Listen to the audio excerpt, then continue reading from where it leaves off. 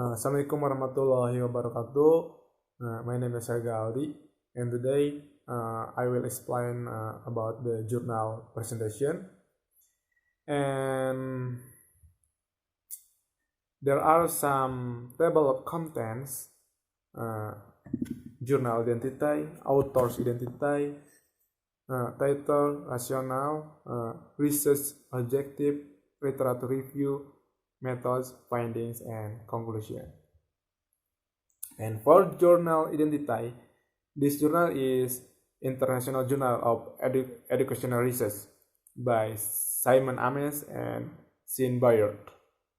And the title is this journal is Smartphone Use and Academic Performance Literature Review.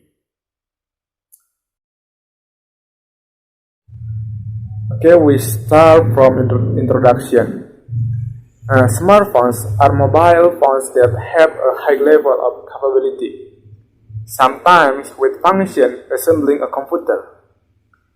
In this day and age, people will not be spared from the use of smartphones because smartphones are very much needed in this era. There are also many uses of smartphones, including as a communication tool. By using smartphone, you can make calls and messages or other types of relationship with friends to call it.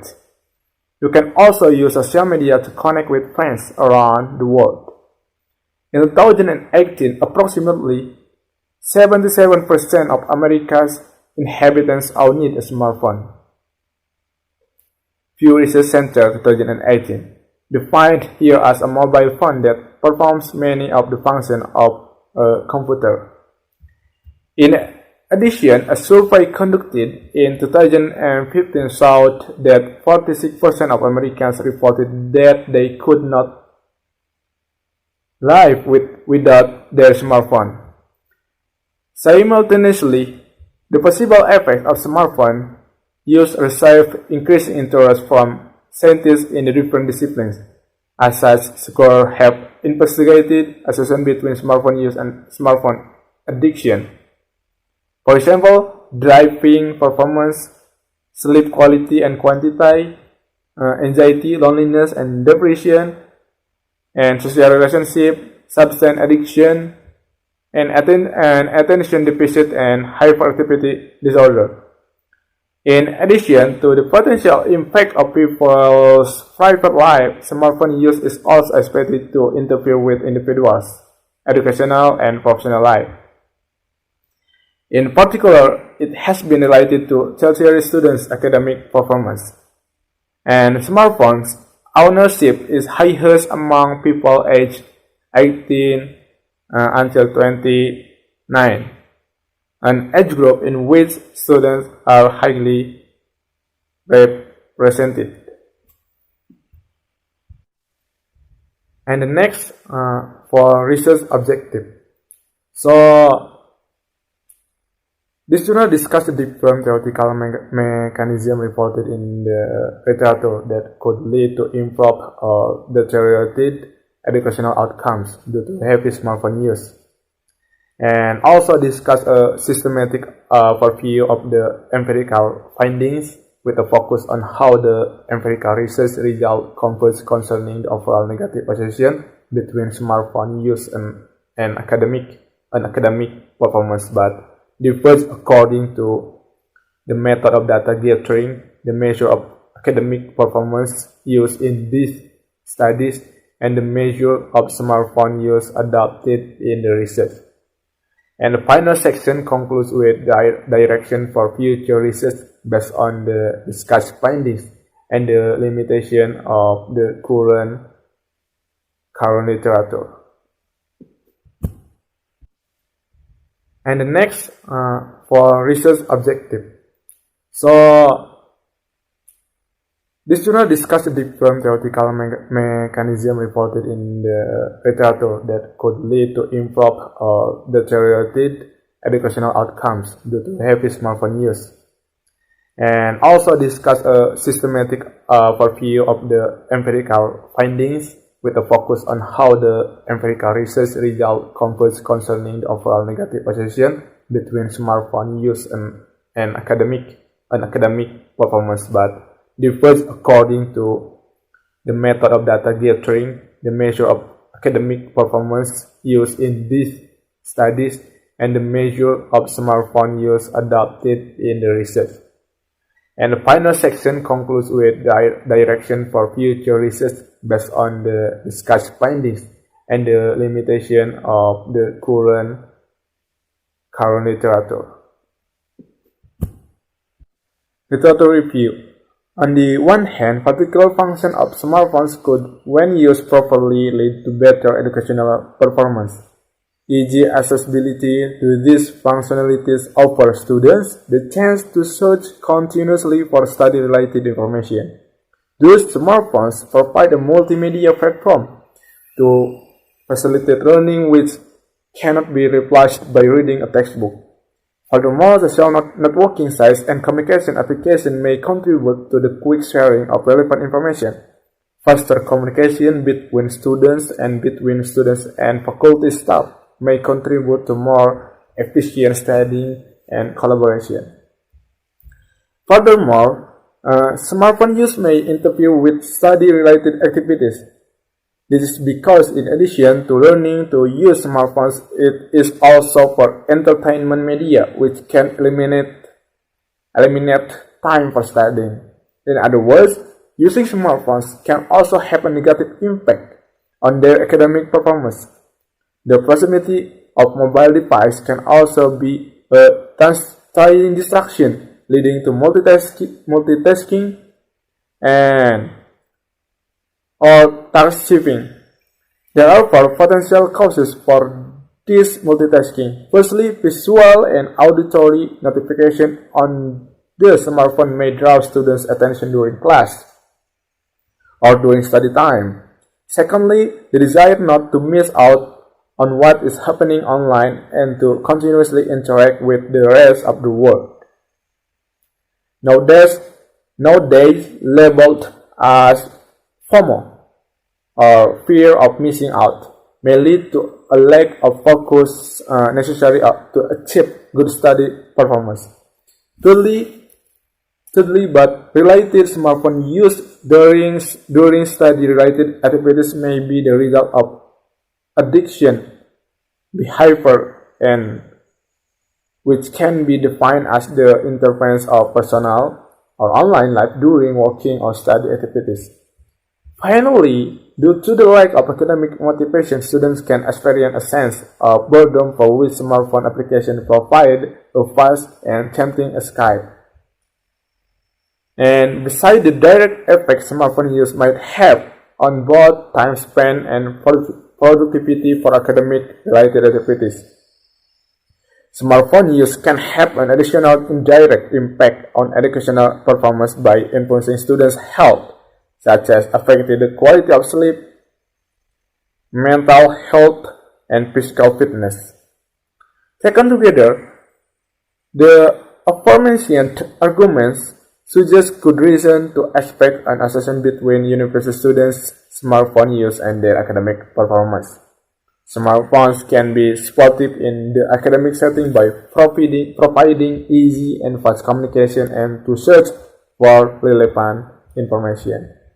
However, the potential negative influence of smartphones through distraction, multitasking, or health implications are dominantly advanced in the literature today. Findings. The first empirical findings. In this section, we summarize the literature's empirical findings on the association between general smartphone use and tertiary educational outcomes. This review is the result of systematic search. In the first step, all 480 articles abstract indexed in Web of Science, including a combination of smartphone use with educational outcome or academic performance, were screened for relevance, which provided an initial list of studies for our review. In the second step, we explored the article. The article includes in the studies references and the article citing these studies in Web of Science. The second step was reiterated whenever an additional relevant article was found. Studies examine the association between the use of specific smartphone application and studies performance. And a schematic overview of the studies can be found in Table 1. The review articles are ordered alphabetically based on the author's names in column 1, and column 2 contains information on the author's data. We provide details on how and where the data were gathered, and the sample size is reported. Column 3 and 4 list the variables used in the review studies to capture academic performance and smartphone use, respectively. Finally, column 6 reports the main findings concerning the association between the variables in columns 3 and 4 based on the empirical approach list in column 5.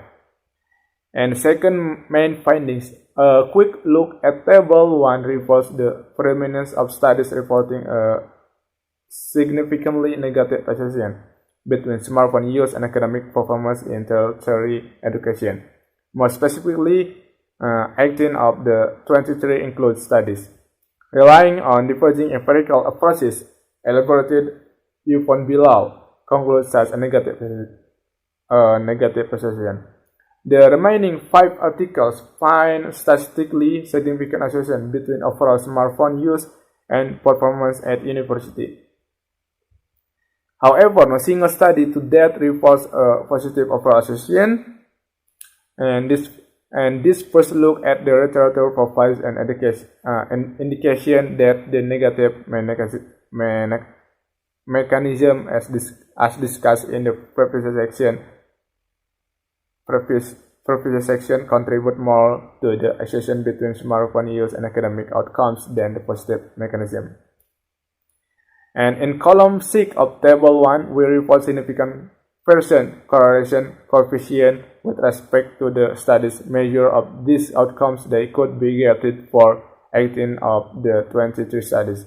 These correlation coefficients do not take into account and confounding variables and therefore are not analyzed and found in most review articles. However, they allow us to compare a raw indicator of the magnitude of the association between smartphone use and academic performance across studies.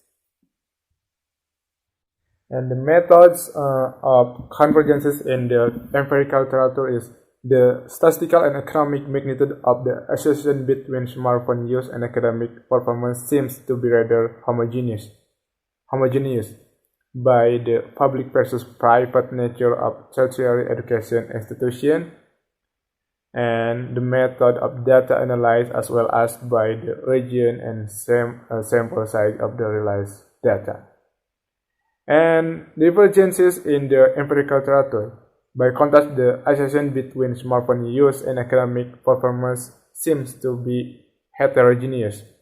By the method of data gathering, the measure of academic performance used in the analysis and the measure of smartphone use adopted in the research.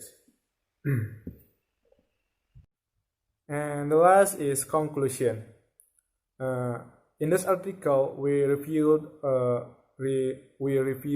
the scientific literature to date on the relationship between smartphone use and academic performance in tertiary education. Our analysis of the literature reveals a predominance of empirical results supporting a negative association.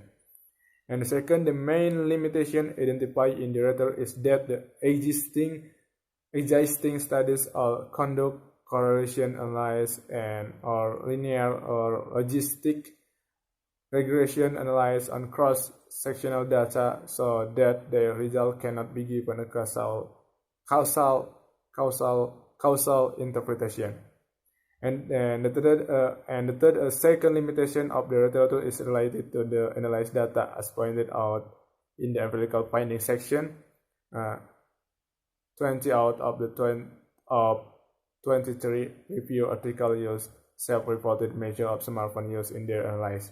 And the fourth, A third shortcoming in the scientific literature so far is the lack of research investigating the empirical validity of the review theoretical mechanism for potential impact of smartphone use on academic performance. And thanks. I think enough. That's all. Assalamualaikum warahmatullahi wabarakatuh.